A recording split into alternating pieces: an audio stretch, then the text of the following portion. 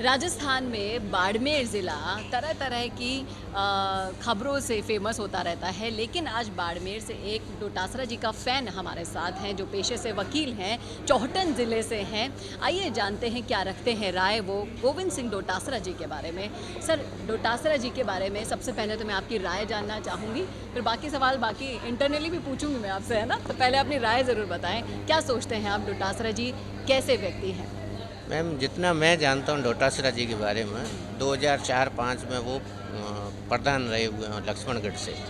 बाद में विधायक रहे, 2-3 बार विधायक रहे हैं और पीसीसी के चीफ रहे हैं और अधिवक्ता भी हैं और राजनीतिज्ञ भी हैं और जितने दिल के साफ़ हैं, जैसी छवि है उनकी दिखती है वैसे के वैसे अंदर से भी हैं और मेरे लिए वो एक आदर्श अधिवक्ता और आदर्श नेता के रूप में मैं हमेशा उनका सम्मान करते हैं। इसीलिए मैं चौहटन से यहाँ पर उनका ये फेसबुक पे मैंने देखा था, मेरे को कोई इनविटेशन नहीं था।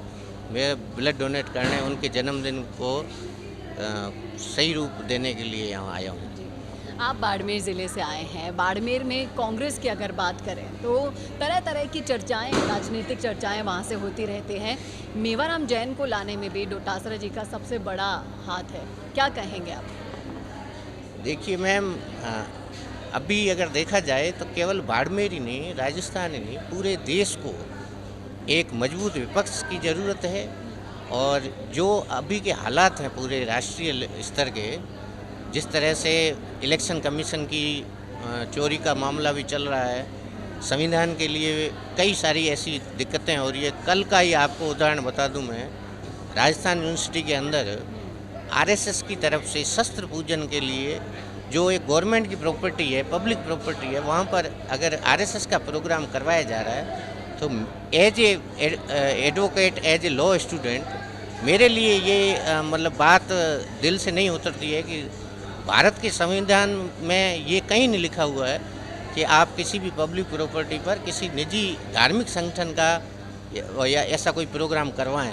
तो मेरे को ये लगता है कि बाड़मेर तो एक छोटी सी बात है, पूरे देश को अभी कांग्रेस की ज़रूरत है और कांग्रेस को जो भी व्यक्ति किसी भी रूप से अगर मजबूत करना चाहता है तो उसका और कांग्रेस पार्टी का साथ देना चाहिए। रही बात बाड़मेर की और पर्सनली मेवाराम जी की, तो मैं मेवाराम जी को पिछले 20 सालों से जानता हूँ और 3 बार वो विधायक रहे हैं, 1 बार वो सरपंच रहे हैं, 1 बार नगर पालिका के चेयरमैन रहे हैं। और निजी तौर पर अगर मैं बताऊँ तो वो जैन धर्म से आते हैं। जैन धर्म में 2 पंथ चलते हैं, एक श्वेतांबर और एक दिगंबर। और मैं एक आदर्श पुरुष जिनका मैं भी फ़ैन हूँ, मुनि आदित्य सागर जी, जिनसे मैं 5 दिन पहले ही मुलाकात हुई थी, तो वो जैन धर्म से आते हैं और उनमें उनका जितना भी पहले एक वीडियो वायरल हुआ था, हालांकि वो मामला हाईकोर्ट का है, माननीय उच्च न्यायालय जी ने मैं उनका जो मामला था उसमें वो एफआईआर मिल चुकी है उनको। तो मुझे नहीं लगता है कि भारत में न्यायपालिका से बढ़कर कोई है। तो आपको क्या लगता है कि जैन धर्म से होने की वजह से ही उनको टारगेट किया गया, ऐसा निशाना बनाया गया? नहीं मैम, किसी इसमें कोई धर्म का मामला नहीं है। जैन धर्म हो चाहे हिंदू धर्म हो, वो एक बढ़ते हुए नेता थे बाड़मेर के। आपको पता होगा कि जब कांग्रेस की सरकार नहीं थी तब भी मेवाराम जी वहाँ से जीत कर आए थे। मारवाड़ में सिर्फ 3 या 4 सीटें मिली थी उस समय। तो मारवाड़ के एक प्रमोद जैन भाया के बाद में मेवाराम जी जैन का जो एक कांग्रेस में और पूरे प्रदेश लेवल पर दिल्ली तक राहुल गांधी जी से उनकी बढ़िया वो हो चुकी थी। और सोनिया गांधी जी आई थी जब हमारे बाड़मेर में ये कैनाल प्रोजेक्ट आया था, नर्मदा कैनाल, तब मेवाराम जी ने वहाँ स्पीच दिया था और उसके बाद से उनकी पहचान एक राष्ट्रीय स्तर पर हो गई थी। तो कुछ चीज़ें और जितना लोग अगर कह रहे हैं कि उनका वीडियो है सच्चा है, अगर मैंने ना उनको देखा है ना मुझे पता है, क्योंकि मैं 6-7 साल से बाहर हूँ और अभी बाड़मेर मेवाराम जी से मिला भी नहीं हूँ 12 सालों से, लेकिन अगर वो सच्चाई है तो न्यायपालिका है, हाईकोर्ट के बाद सुप्रीम कोर्ट है, जिसको कोई दिक्कत हो वो सुप्रीम कोर्ट जा सकता है। लेकिन बाड़मेर में रविंद्र सिंह भाटी दिन दोगुनी रात चौगुनी बढ़ते जा रहे हैं, क्या लगता है आपको कि जिस तरीके से रविंद्र सिंह भाटी है, पायलट समर्थक तमाम बड़े बड़े नेता वहाँ पर है और गुटबाजी किसी से छुपी हुई नहीं है। इस बीच आप इस तस्वीर को आप किस तरीके से देखते हैं कि डोटासरा जी आगे कांग्रेस में किस तरफ बढ़ेंगे? रविंद्र सिंह भाटी मेरे मित्र भी हैं और बहुत ही अच्छा व्यक्तित्व है उनका और बहुत ही बहुचर्चित चेहरा अभी, खास करके हमारे बाड़मेर जैसलमेर का, हम जहाँ कहीं भी जाते हैं देश में या विदेशों में, जहाँ मेरी सोशल मीडिया पे बात होती है तो रविंद्र सिंह भाटी का जिक्र जरूर होता है।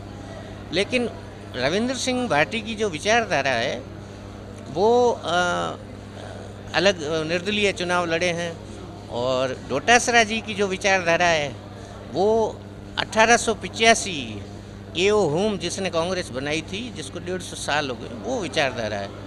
तो रविंद्र सिंह जी का एक जो यूथ आइकन के रूप में देखा जा रहा है, और उनको एक विशेष राजपूत कम्युनिटी से वो आते हैं और अच्छे अच्छे मुद्दे उठा रहे हैं वो विधानसभा में। मैं तो उनको यही कहूँगा कि आप भी देश हित में, और जो पार्टी संविधान की रक्षा करे और राष्ट्र हित को सर्वोपरि माने, उस पार्टी में अपना सहयोग दें। और लेकिन उनको बीजेपी की टीम बी की तरह भी देखा जाता है, क्या कहेंगे आप? नहीं मैम, इस बारे में टीम बी है या टीम सी है, लेकिन वो टीम आर जरूर है, इतना जरूर कहूँगा। टीम आर का मीन्स अब आप लगा लीजिए अंदाजा। आप खुल के क्यों नहीं बोल पा रहे हैं? टीम आर का पूरा बोलिए। खुल के मुंह से ही तो बोल रहा हूँ ma'am. Team R means Ravindra. क्या आप भी बनना चाहते हैं अपने जिले की आवाज? क्या आपके अंदर है सच दिखाने का जुनून?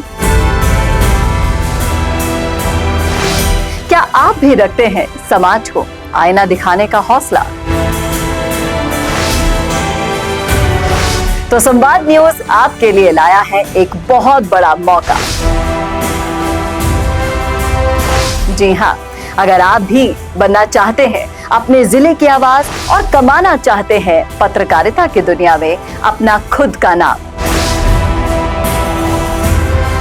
तो जुड़िए संवाद न्यूज से, जहां 4.5 लाख सब्सक्राइबर से भी ज्यादा का हमारा परिवार है और 10 करोड़ से भी ज्यादा व्यूज है। तो सोच कर रहे हैं, नीचे दिए गए नंबर्स पर आज ही कॉन्टैक्ट करें।